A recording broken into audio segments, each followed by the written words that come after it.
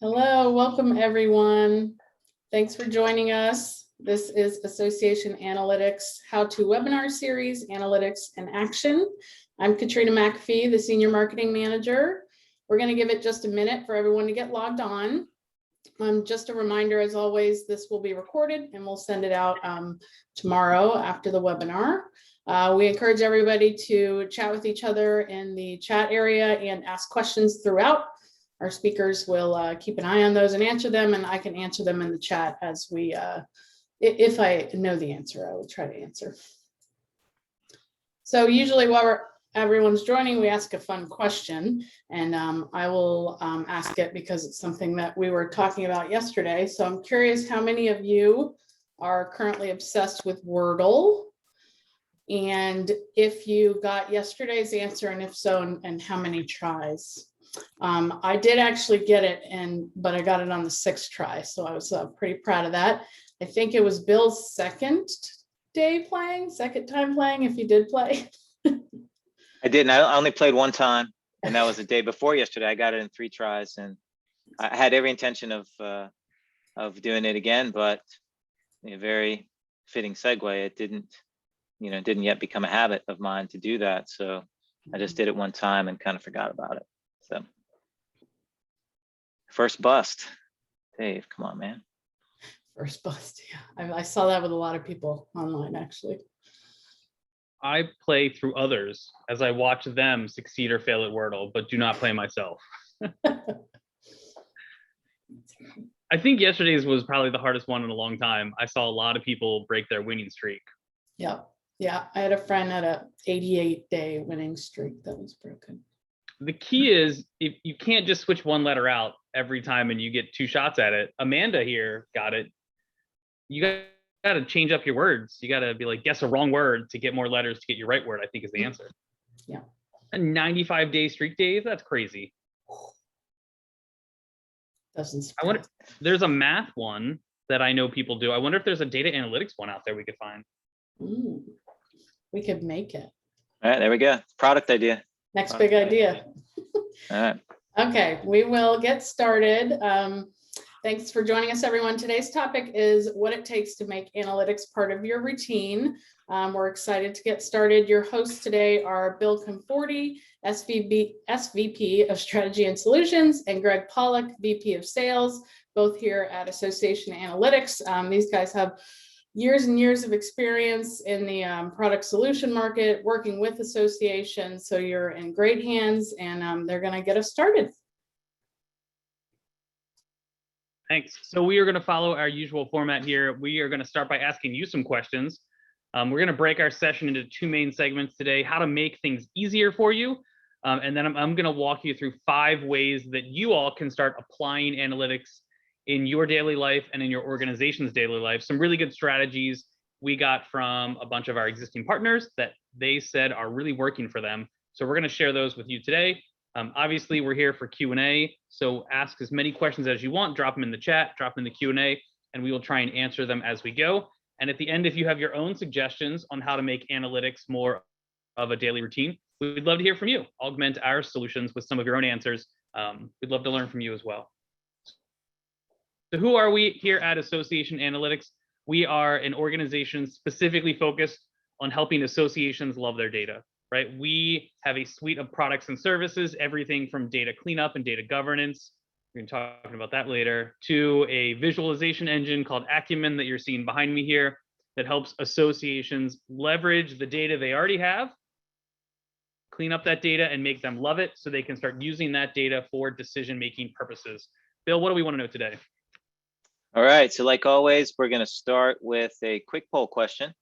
And so today's question, we've asked a few sort of variants of this, New Year's resolutions and such. But so today I want you to think of an important goal, personal or professional, something that you've not yet achieved. And I want you to think about what is stopping you, what has stopped you, all right? Is it not enough money or resources? It's not the right time. Maybe you don't have enough information or knowledge, not enough motivation, or maybe you don't know or other, right? Maybe if you don't know or other, you can write something in the chat and tell us where you are with that. But let's go ahead and take a vote on that.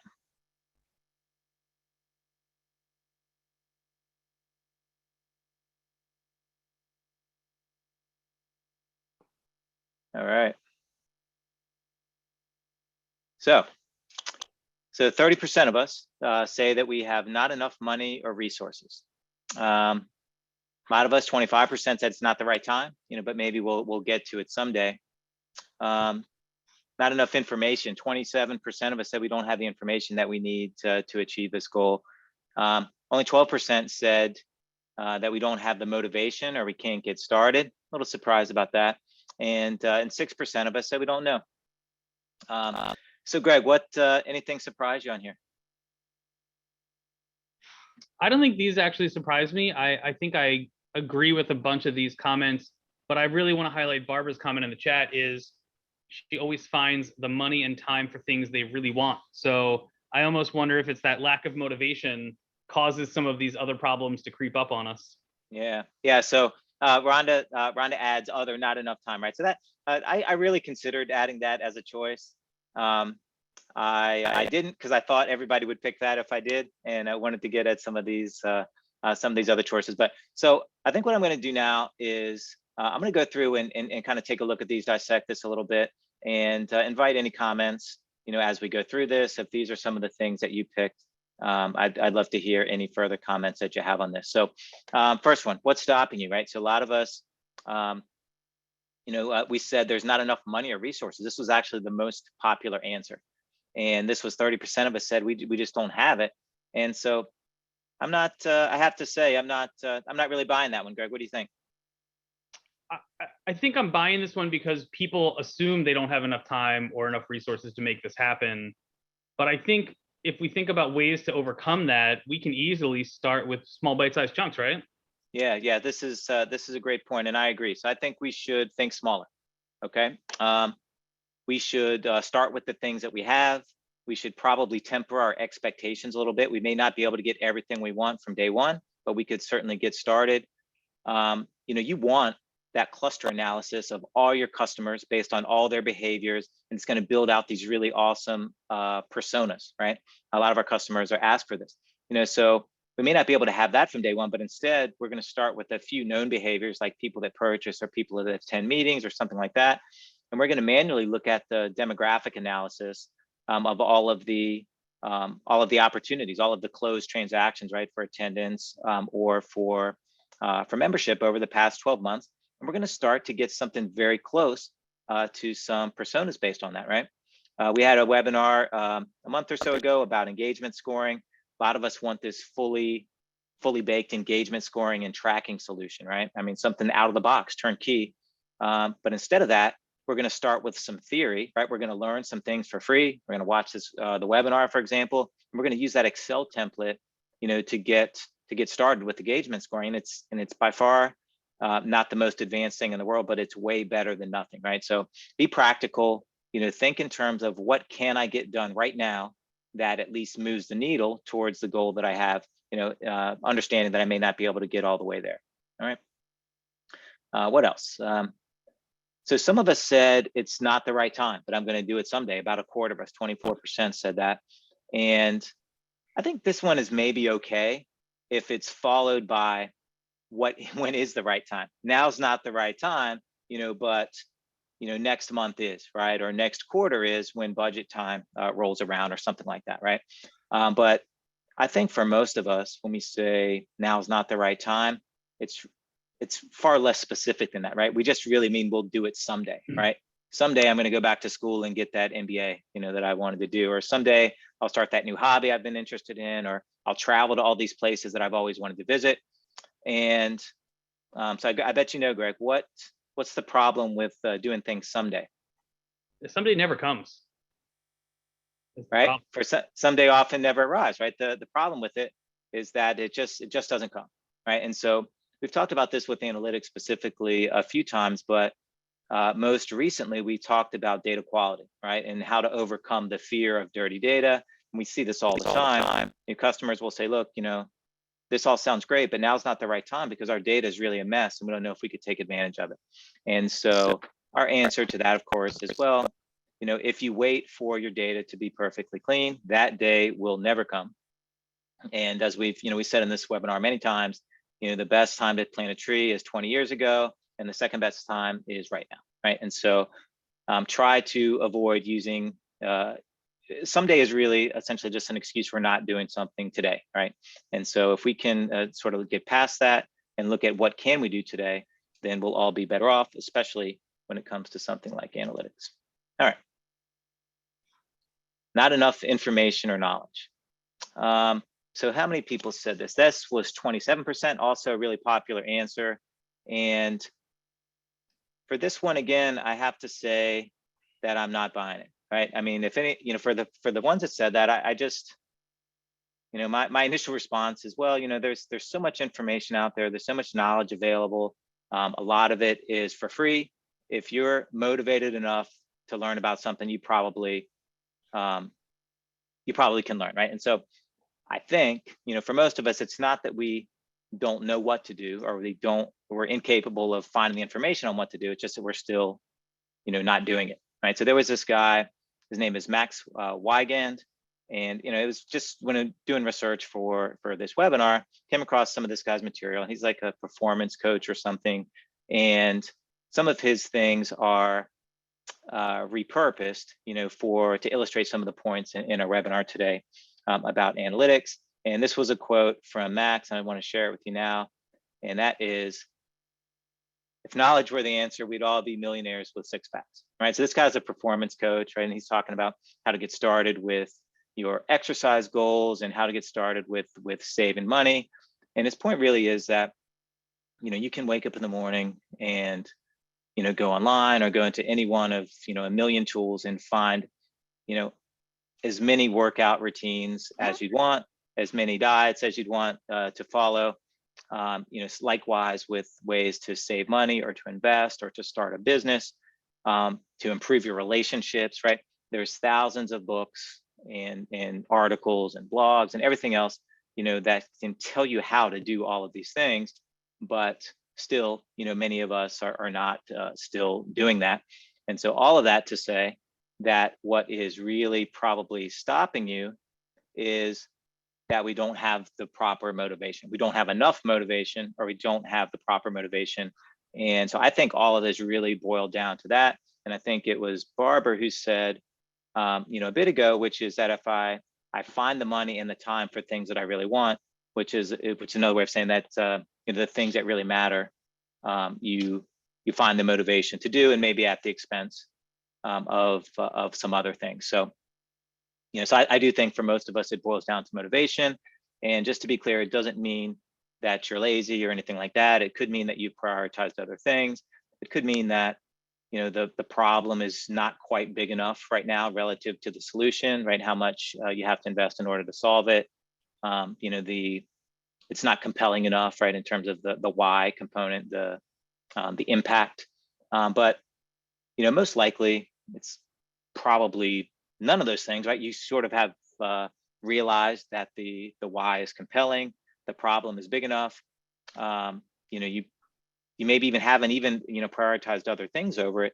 It's just that you've still been unable to accomplish this goal for one, pretty basic reason, which is that change is hard, right? So for any new goal or accomplishment, it's kind of like making a change.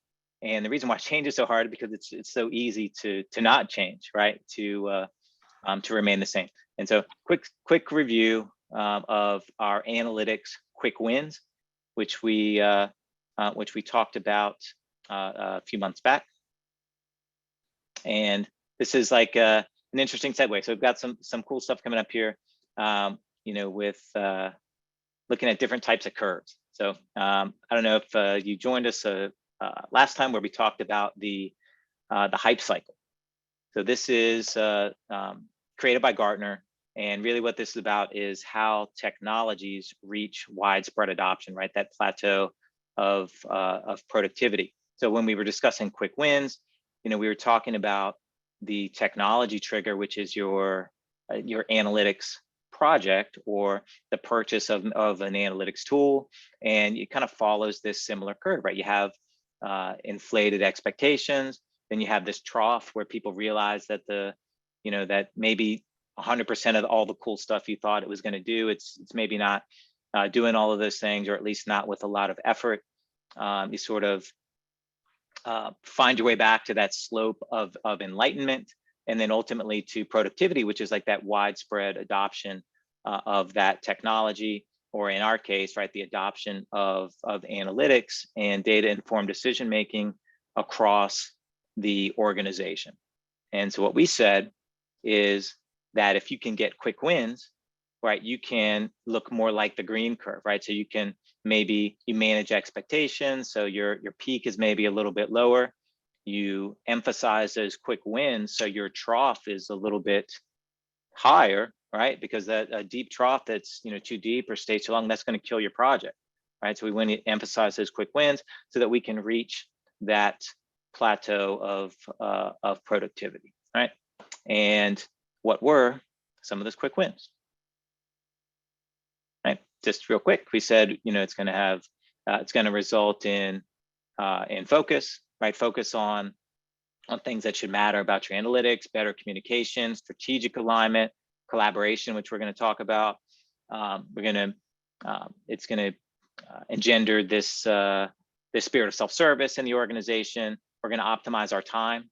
We're going to engage our staff, and then the top three, right? We're going to make more money. We're going to establish confidence in our data, and maybe most importantly, we're going to find a bunch of new insights. So, any comments on quick wins before we move on to our next curve, Greg? Yeah, thanks, Bill. So I think the quick wins really tie back for me the challenges with being successful, right? So often we're trying to boil the ocean. We're trying to build the ultimate dashboard instead of just getting some quick wins with analytics, right? And I think that's some of our hesitancy. We let the perfect get in the way of the good, right? When we launched our webinar series, it wasn't perfect. And behind the scenes, it's still not perfect, but we push through every couple of weeks to run these webinars to make sure they're as best as we can. And then we try and improve them all the time, right? If we said, well, we've got to build this studio and we've got to get our lights perfect and we got to have the best microphones ever and we got to have a content provider and a graphic designer, like we never would have launched the webinar series. We said, let's just go with it. Let's invite people and let's start doing it. And we'll learn lessons over time. And I think there's a lot of parallels with analytics. It seems on the surface like it's this big, hard challenge that I need, years and years of practice to get ready for and get good at. And what I've started to learn about analytics is there's a spectrum. It's a starting point and then it's a journey. And you can do analytics today if you're going to follow some of our 5 steps we're going to recommend, and then you can get better at it over time. You don't have to be an expert on day one. Awesome, thanks, Greg. All right, so check this out. This is a new kind of curve, right? And this is a curve for a chemical reaction. And so this is one of the ideas that we borrowed from our friend Max, and he talks about the chemistry of changing habits, right? Or developing new parts to your routine, right? And it looks kind of similar to the hype cycle, right? With this big peak, and then a trough after that. So so the idea is you have these 2 reactants, right? Or these 2 chemicals, and you want to produce a chemical reaction, but this requires what we call activation energy, right? And the activation energy is that's what's required for the reaction to occur. So that's kind of this red arrow that we see here. And some reactions require quite a lot of energy to get started, right? So you think of it, looks kind of like a roller coaster. The best roller coasters have this, really big hill in the beginning. And so the idea is that we have to be able to achieve enough activation energy in order to get the reaction started. Right, there we go. So Greg's checking in with the ideal gas law. Bonus points, just a really quick chemistry question. Can anyone tell me if this is an exothermic or an endothermic reaction that we're looking at? All right, so we have a negative delta H value. Maybe at least one amateur chemist in the audience. Okay. You got a 50-50 shot at this one. Endothermic, says Jill. Anybody else? It's one or the other. Yeah, it is, Barbie, right. So this one is actually, this was actually an exothermic reaction. Okay, so because this delta H is below the energy where we first started, it means that it's releasing heat, which means this is exothermic. So the opposite would be a curve that starts up here and then ends up here, where you have more energy than when you started, and that's your endothermic reaction. It absorbs energy from the environment. All right. So that's sorry for that. Me too, Jill. Let me translate this into detour. English for people though. So we put a pot of water on the stove, right? And we turn the heat on and we're trying to get that water to boil. What is the one trick everybody knows? How do you make your pot of water boil faster? Salt. There you go. You add a catalyst. So salt is our catalyst here. And the trick there is we got to make this project easier for ourselves, right? We don't want to sit there and wait to make our pasta for 20 minutes. We want to get to those quick wins easier, right? We want to be able to add additional things to our recipe that make our process and outcome more successful. We're still getting to that end result, right? But in this world, we're using salt as our catalyst to lower that activation energy. So think about going back to our trough of despair. We want to spend as little time in that trough of despair as we can, right? We want to put as little energy into getting to that, steady state as we can get to. And in chemistry, we're going to use a catalyst to do that. But in analytics, we're going to give you some keys to success, and we're going to give you 5 simple ways to apply those keys, the salt, on a daily basis to get you to where you want to go faster and easier. So what are our keys to success here? All right. Hey, quick note about the catalyst is that they're actually not consumed in that reaction. So you can use those catalysts over and over again. We hope you'll be able to do that and kind of apply that with some of these keys to success here. So I think this is a really simple one, and it's figure out your scope. And that's going to be helping to understand, why is data important to you as an organization? Why is data to you important as a person? Why is data important to your team, right? Localize those insights and then figure out, why are we tracking these specific things? And then start to understand, well, how often should we track those specific things? Is this something we track on a yearly basis? Maybe once a quarter, once a month, every day? And make it relevant for you and make it achievable, right? If we're looking at retention rate and we say, it's really hard to calculate this, maybe once a quarter is enough for us to really get by. But if we're looking at registrations for our upcoming conference, well, we probably need to know on a weekly or a daily basis how they're doing. So focus on the impact and the outcome those numbers have. Don't let it be, well, if we don't calculate it every day, it's not worth calculating. Maybe once a year is good enough to benchmark that metric moving forward. So really focus on what is the outcome and the impact that tracking those numbers is going to have. And that's going to be a huge key to success for you. Agreed. I think the second key to success is something that really makes sense to me, which is channel your non-work life. Believe it or not, you are already doing the keys to success in your existing life. And we're going to talk about what those tricks are, and then we're going to circle back on it. But I bet when we go over these things, you go, I already do that sort of stuff now. We just need to apply that to our work life, because these tactics are sound and we know they work. We just have to be able to apply them to something that we do in our work life. And I think you're going to see a lot of the parallels pretty quick here.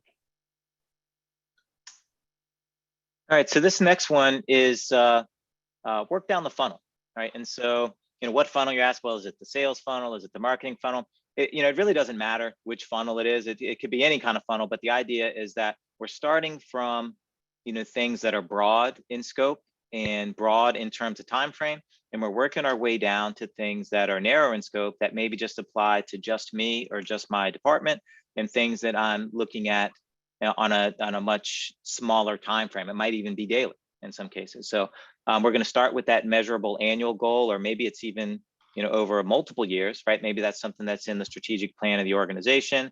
We're going to adjust that to to our department or to our specific role within that department, and we're going to look at metrics. So the metrics on the organizational dashboard are certainly things that you should be aware of and that you should pay attention to.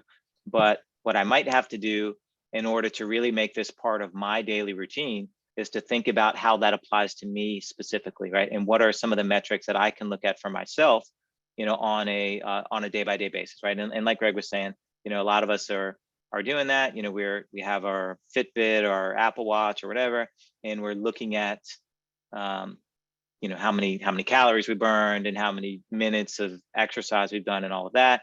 And we're benchmarking with all of our peers, and we get in the habit of looking at this stuff every day. So Greg, you had a good example, of this that I wanted to maybe ask you to share. Yeah, so let's take an example of working down the funnel backwards. And in this example, we're going to use fundraising. So I used to work for a nonprofit, and a big annual drive was fundraising, right? We needed our local participants and our champions to donate to make sure our organization was healthy and could sustain long term. But that's a big chunk of money. So if we need to raise $1 million this year, how do we work backwards down the funnel? Well, this organization had 10 different districts. And historically, you could see that some districts brought in 11 or 12% of the goal. Some districts brought in 7 or 8% of the goal.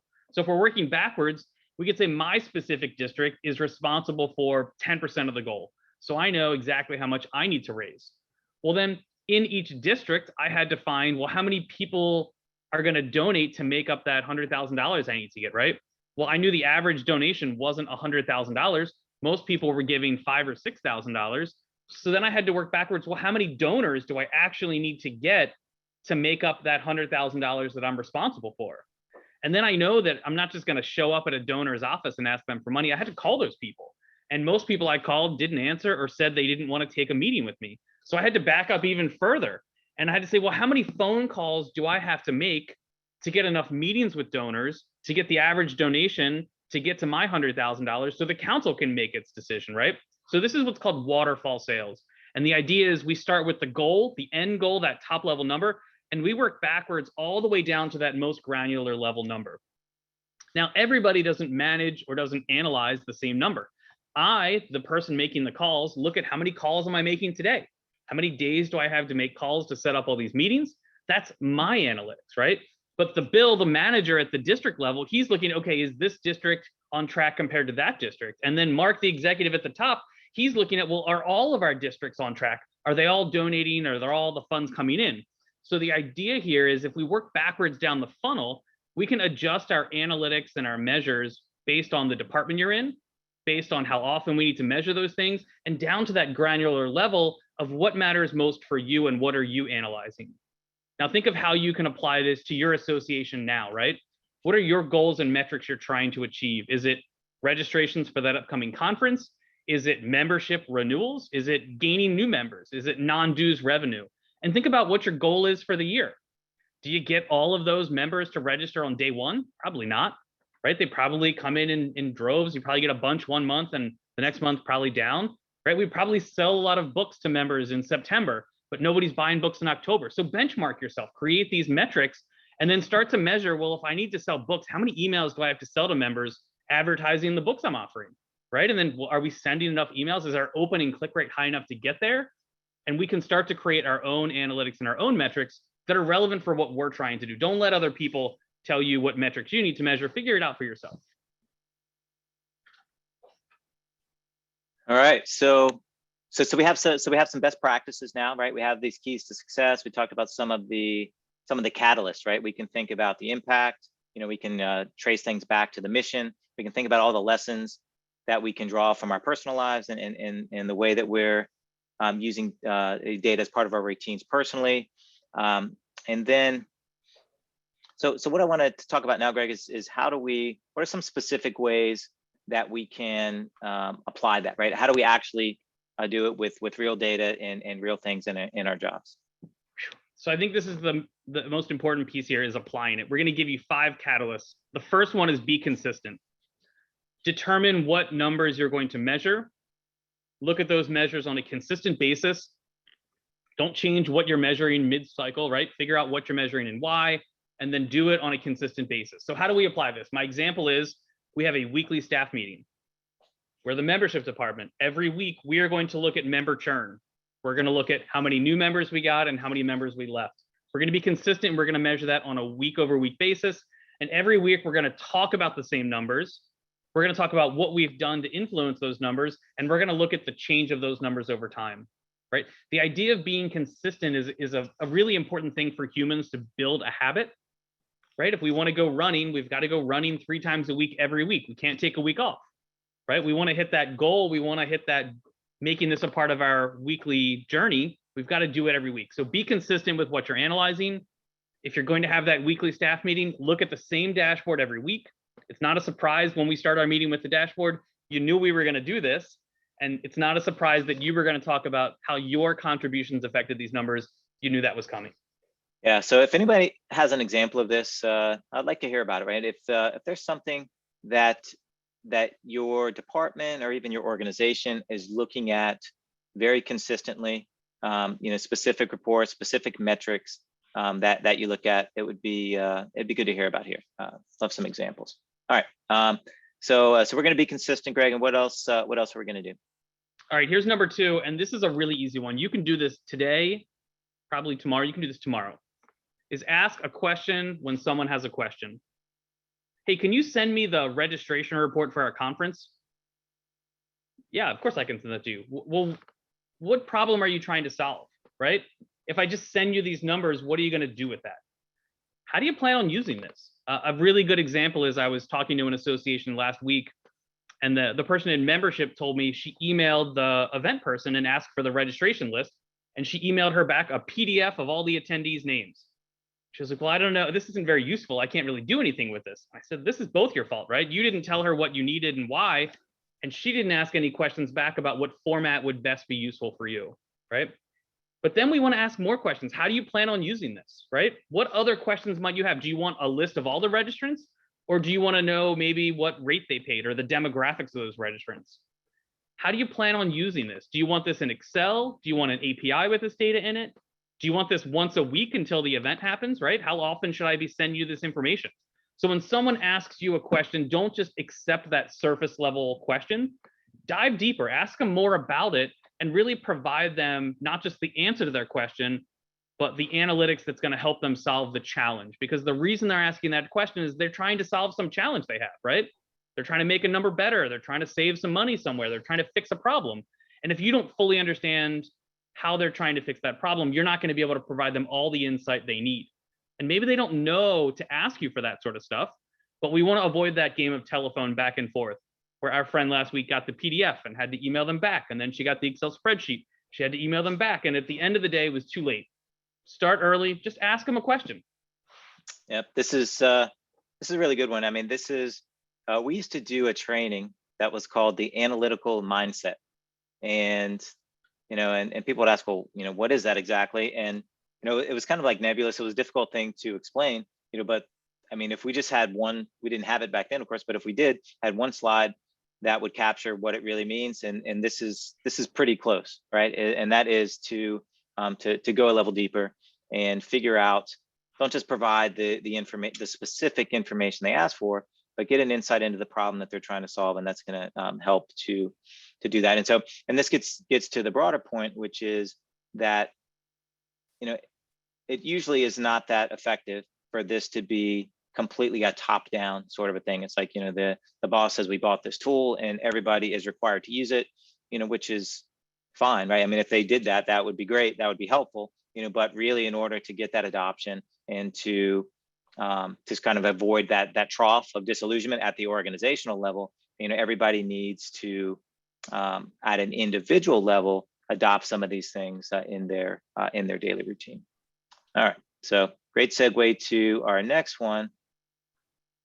Item number 3, collaborate productively around your data with others in the department, right? Here you can see Bill's teamsing me a dashboard that has the insight I'm looking for. My example is, hey, can you share some of your registration data in my team meeting? My marketing team is building out their upcoming plan for this annual conference. And we wanted to know some of the registration data from previous years and what the trends were and how we can best help next time. Right. And we see our registration person like, why do you want to see that data? Right. Explain to them, hey, we're looking to make a better decision this year. We're hoping to improve our marketing calls to action, but we want to know what happened in the past with the data. So be proactive about asking other departments to see their data, to see what they track and what insights they have in their data, and do the opposite, right? Offer to share your data with other people. Hey, would it be helpful if I showed you our marketing campaigns and what emails we send and our open and click rates on those things? Would that be informational for you, right? I think we can easily share our data with others in a positive, collaborative way and really holistically benefit the whole organization. So this is a simple one. Find somebody else in the office who has access to data that you don't even see very often. Ask them to help share with you some of that data. Tell them what you want to do with it. Schedule a meeting for them to present it to your team. Guess what? You're doing analytics. Yeah, agreed. This is this is really smart. Is anyone doing this? I mean, we have sort of department meetings, and we have this all hands meetings, with where everybody sort of like once a year or once a quarter, presents the latest updates on the sales or the membership numbers or things, but just on a like kind of on an ad hoc basis, right? You have weekly or monthly meetings in your department. Do you ever invite, the heads of other departments to come in and present data to your team? I mean, I guess we don't ask that question specifically, but I get the sense that Kim says we regularly do this. That's good for you. I don't get the sense that there's a lot of that going on in the prospects that we're talking to, and it's a great idea. I mean, that's definitely something that you could do today, and the benefits obviously are not just related to data. I mean, there's all kinds of other things related to collaboration and transparency and team building and all of that as well. All right. All right, benchmark, Greg, how do we do that? So this is going to be key, right? Don't just ask a question and look at a number in a vacuum, right? How many registrants do we have for our event this year? 450. Is that good? Is that bad? Are we above last year? Are we below? Is that trending up or down? How many did we expect to have, right? So benchmark all of your data. Whenever you're looking at a number, put it in context. How does that compare to the trend we've been seeing over the last couple of years? How does that compare to what we expected? Are we happy with that number? Is that where we expected to be, or is that above or below where we expected to be? So this goes back to that ask questions about your question, right? If you're just asking, give me the number, give me the answer, you got to put that number in context. Julie, our CEO, did a webinar recently talking about vanity metrics, right? We look at these numbers and we feel really good. Hey, our association, we had $10 million in revenue this year. Yeah, but we had $20 million last year. So that's, not the best. Or, hey, we had $10 million in revenue this year. It was our biggest year ever. We normally are at 7 million. That's awesome, right? We really want to celebrate that. So with all of our data and metrics, we need to put that in context on what we expected it to be, whether it's our percentage towards our goal, a number we had last year, a budget we thought we were going to hit, right? And put that number in context is going to be a huge benefit for you. And you're doing analytics then. That's it.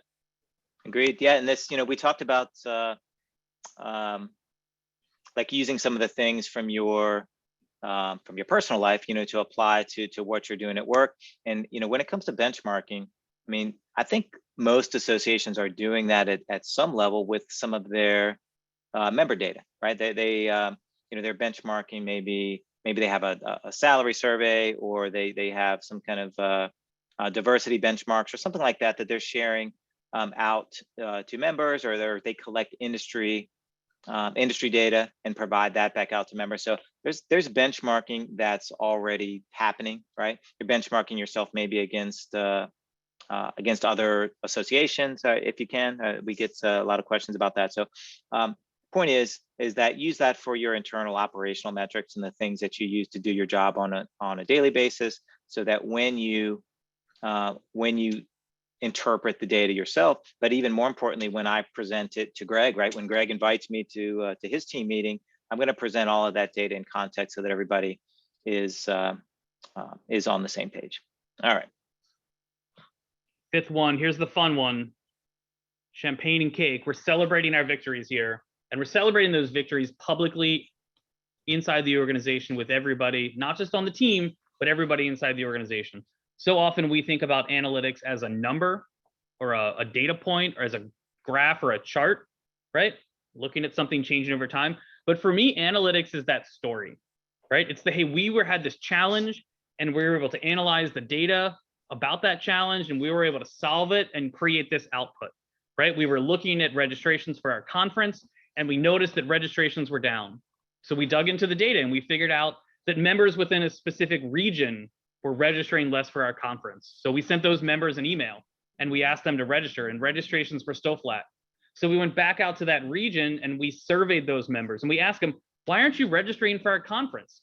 And the insight we found was that airfare from that specific region to our conference location was tough.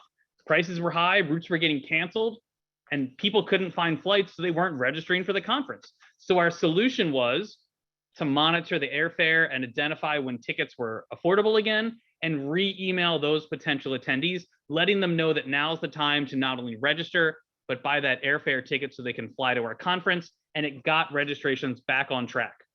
Right? It involves some data, there's some numbers in there, but it's all about that story about success. And why are we celebrating this story for success? Because we want to help pull ourselves out of the trough of despair. And the way to do that is publicly celebrate your victories. I don't know if your team is crushing it with analytics all the time and my team is struggling. I don't know where the success stories are, what benefits I'm looking for. But if we as an organization can celebrate our victories together, we can talk about the story behind analytics and how it benefited us. We can translate it from a number on a dashboard to like people that we're impacting, right? Those people were better off because they came to our conference that year. That was a benefit. Yeah, so interesting conversation. It wasn't really related to today's webinar, but Greg and I had a conversation today about like awards that associations give out, right? And where you can nominate a peer, for going above and beyond, or maybe not, but just for doing something, related to the job, and it's like a monetary award or a gift card or something like that. But there's a public recognition that Greg has done something extraordinary. And so what I would suggest is that I think programs like this, or just this, conceptually, this idea of gamifying it a little bit can be used with regard to analytics, like the insight of the week or the month or something like that. Anything that incentivizes individuals and teams to use data to make decisions is going to be really valuable. And ultimately that's part of the things, part of the reason that sort of reduces that activation energy a little bit, that makes it a little bit more palatable to invest some time and effort into analytics if you can connect that to specific rewards. So, okay. And so our non-work life again. Yeah, let's tie all this back to our non-work life, right? Think about those things we're doing in our non-work life and how they can easily apply to analytics in our work life, right? So I might have that goal of running on a regular basis. Well, I'm going to get that Fitbit, and I'm not just going to try running today. I'm going to run on a consistent basis. I'm going to make a plan. Every Monday, I'm going to go running. I'm going to track it. We're going to see how I do. The same thing with analytics. On a regular basis, we're going to look at these numbers and we're going to do this stuff with it, right? I'm not just going to go running. I'm going to ask my peers. I'm going to talk to them, ask more questions. Hey, Bill, when you run, where do you go? What type of shoes do you wear when you go running? What happens if it rains out? You still go running? I'm going to ask other people about this to make sure I can be more effective in my goals, right? Not just that, I'm not going to go running by myself, right? We've got Forrest Gump here. He's taking the whole town with him running. Bring a group of people, share it with other people. Don't just do it by yourself. Analytics can certainly be a group exercise when done correctly. And I'm not just going to go running today and see how far I go. I'm going to run on a regular basis. I'm going to benchmark myself. How far do you run, Bill? Well, let's try and hit a mile for a regular running, right? Let's try and increase our benchmark over time. Let's try and do better. And then lastly, we mentioned Wordle in the beginning. If you're playing Wordle, it's a lot more fun to play online with friends. So I've got this group chat here that I follow on a regular basis. My buddy Peter, he posts his Wordle and he posts how many he got it, and everybody on the chain replies, right? It's almost like this daily thing where we're celebrating our victories. We're talking with each other about how we did these things. We're collaborating. How often do you post a message in your team's channel at work? Hey, everybody, we had this huge victory. Take a look at this dashboard. We crushed our numbers today. Or, hey, we're really struggling with emails. Here's our conversion rates going down. Does anybody know what's going on? Can anybody help us here? So publicly celebrate those victories. Ask questions when you have them. You're doing this in your personal life now. Start applying this to your work life so you can do some of those same things in an analytic mindset, and it'll make that process a lot easier. So these catalysts here are designed to reduce that level of effort to get to success. And these are simple things. That's not hard stuff. These are things you can do tomorrow to be able to start gaining those analytic wins. Yeah, so just to wrap that up before we go to our takeaways is, we talked about this a lot, and this is a very common challenge. It's maybe the reason why a lot of Acumen customers buy Acumen is just the manual effort, right? The grunt work that it takes to get real insights from the data that they have, and they're really highly motivated to move past that and be able to get their insights with greater velocity and all of that. And so, but But the reality is, for many of us, right, we may not be able to buy the brand new tool that solves all those things. And so for us, it's that much more important, if getting that insight requires, manually compiling data in Excel, right? If it requires, doing some data quality work, some cleanup, that we know that there are tools out there that can do this, but we just our association's not in the spot to be able to pay for this right now. So for all of us that are in the position of doing a lot of these things manually, or for doing like a small percentage of what we really want to do, right, because of time or resource or money constraints or things like that, for us it's all the more important to find ways to reduce, right, to reduce that activation energy, right, to it's like if you do Wordle, like I did Wordle for one day, and it was very easy for me to forget doing it on the second day. But Dave, Dave was 94 days in. There's no way in the world that he's not going to play on the 95th day because he has so much invested in it at that point, right? So at a certain point, or when you work out, right, it's a pain in the butt to work out, but at a certain point, like the thought of not working out becomes harder for you to consider, than the pain of actually getting started with that workout in the morning. So anyway, all of those things apply very nicely to analytics. So hopefully, some of us will be motivated to carry this forward in our jobs. All right.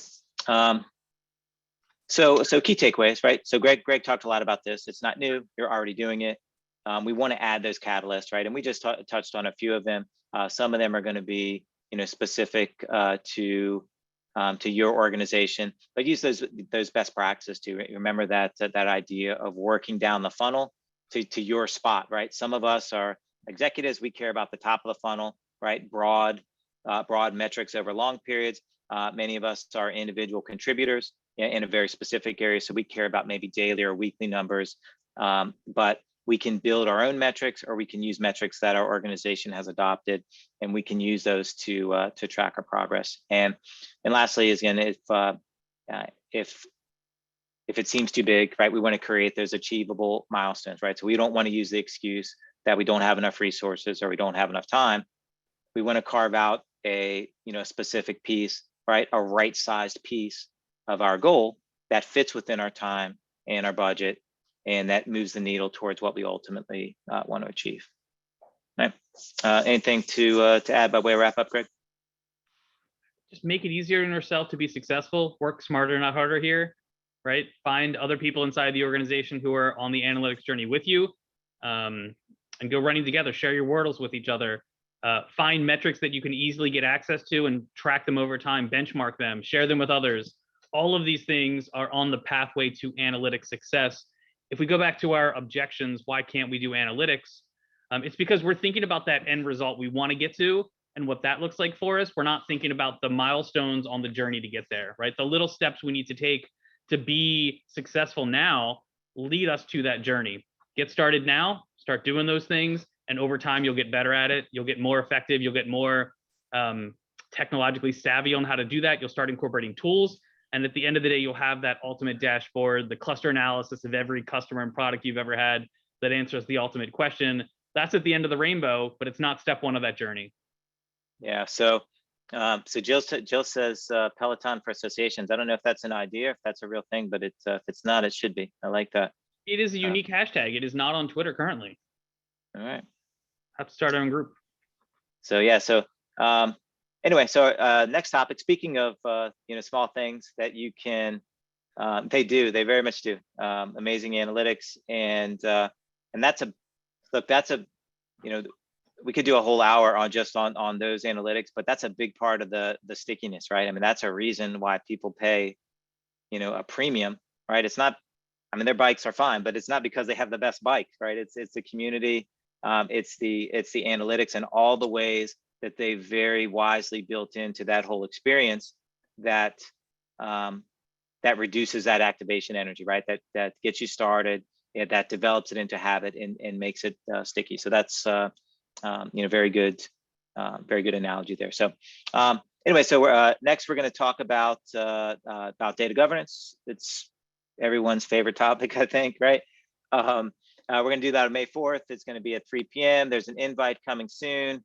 So Katrina's just put our advanced sign up. So look, I mean, you could be the very first to sign up for our data governance webinar. So that's a maybe not the most fun topic in the world, but there's a lot of nuance to it. There's a lot of ways that you can do it without being too academic or too boring, and that's what we're going to talk about in the next webinar. So hopefully you can join us then.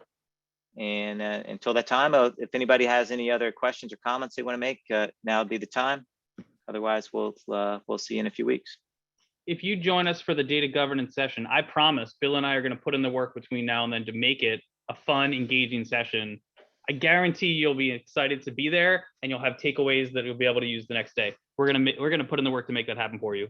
But as we're wrapping up, if anybody has any other analytics wins or analytics routines they're in, I'd love to hear them in the chat. If you want to drop a comment in there about how do you do analytics on a regular basis at your association, what are some of the things you're doing now? If you do any of our suggestions, or if you have any others, we'd love to hear them from you as we're wrapping up today. May the 4th be with you, April says. Love it. We're going to put some more May the 4th be with you jokes in there. So Dave here is having weekly meetings, monthly meetings. Love it. Looking consistent.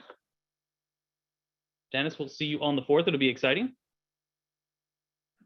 All right.